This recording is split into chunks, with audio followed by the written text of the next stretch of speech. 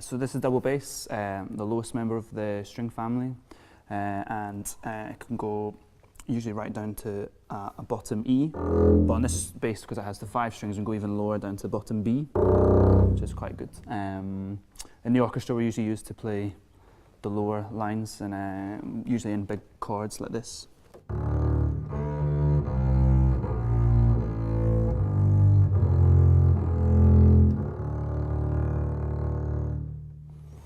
But we can also play slightly higher in the middle register. And in the Britten Young Person's Guide, the double bass theme has a high melody, which goes hopefully something like this.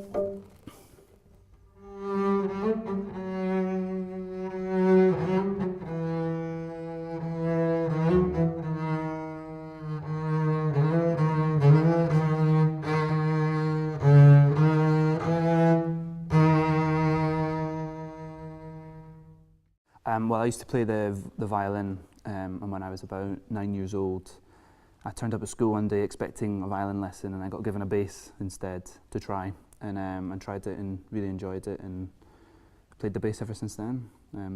So I suppose it was kind of a surprise, but not a bad one. Turned out all right in the end. It makes travelling very interesting. If you imagine violinists can just kind of hop on the bus with their case in their hand, but getting the bus is always a bit of an ordeal.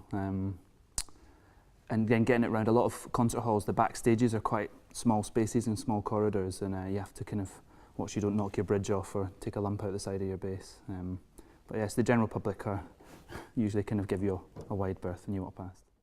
I play all sorts of types of music. I play a lot of classical, a lot of jazz, a lot of folk music and things. My favourite classical piece, well, that's a really hard question. One of my favourite pieces is the Beethoven No. 3 Eroica Symphony, because it's got a really good bass part, and it's very loud and it's very exciting to play, which is good.